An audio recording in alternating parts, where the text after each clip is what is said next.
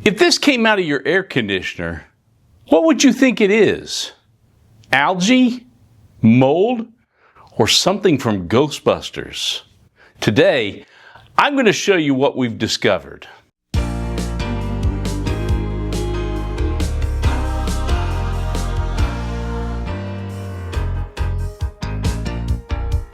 I'm Jason Hogue with Greens Energy Services, and here in Central Florida, we see clogged condensate drain lines every single week. Most homeowners call this stuff algae, some call it mold, but neither description is usually accurate. What you're looking at is actually a bacterial biofilm.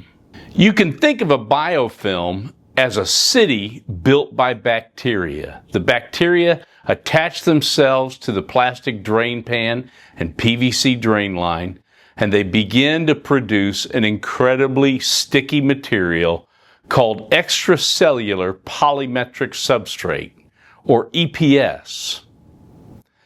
This slime protects the bacteria, holds moisture, captures dirt, and allows even more organisms to move in.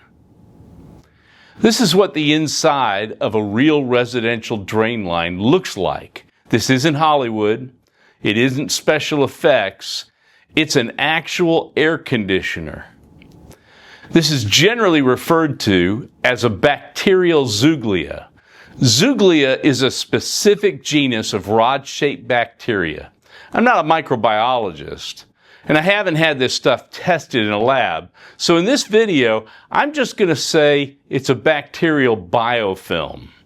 Now it turns out Florida is the perfect environment for this kind of thing to grow. The state provides almost year-round high humidity and continuous air conditioner use. So in Florida, our systems are almost always producing condensate. On top of this, your air handler provides the second half of that perfect environment. This bacteria requires three things to grow: darkness, moisture, and a food source. Your air handler is a dark, moisture-making machine, so all we need is some dirt or debris to bypass your filter, and we have our food source. The problem isn't usually the bacteria, the problem is the slime. It slowly narrows the drain line, traps more debris. Left unchecked, it's only a matter of time before the drain is going to back up. Your first course of action is mechanical removal. Take a shop vac and go to where the drain line comes out near your outdoor unit. Wrap a wet rag around the outside of the PVC so that your vacuum hose will be more airtight.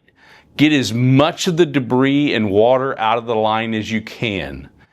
With the vacuum still running, go inside to your air handler and pour a gallon of water down the drain line using a funnel. Getting all this liquid rushing through the pipe should break a good amount of slime free from your drain line. Next, you'll want to remove the screws from your air handler door to reveal your drain pan. Use your attachment to suck out as much of the biofilm as you can find there. There's been discussion in the HVAC industry that these bacterial biofilms became more common after manufacturers largely moved away from copper evaporator coils. Copper has well-documented antimicrobial properties, but I don't know whether that explains what we're seeing. So rather than speculate, let's test it. I'm placing a flattened piece of clean copper into my polymer drain pan. It won't touch the evaporator coil, and it won't block the drain. I'm simply going to let condensate wash across it. Then we'll see whether it has any noticeable effect on future biofilm growth. I don't know what the outcome will be, and that's what makes this interesting. If your drain line clogs, water doesn't simply disappear. It can damage ceilings, it can damage floors, and it can even shut off your air conditioner. If you've always wondered what was growing inside your air conditioner, now you've seen it. This is one of the most fascinating maintenance issues we deal with here in Florida. And over the coming months, we're going to see whether copper changes anything. If you'd like to follow this experiment, subscribe to the channel. I'll post updates as the copper test progresses.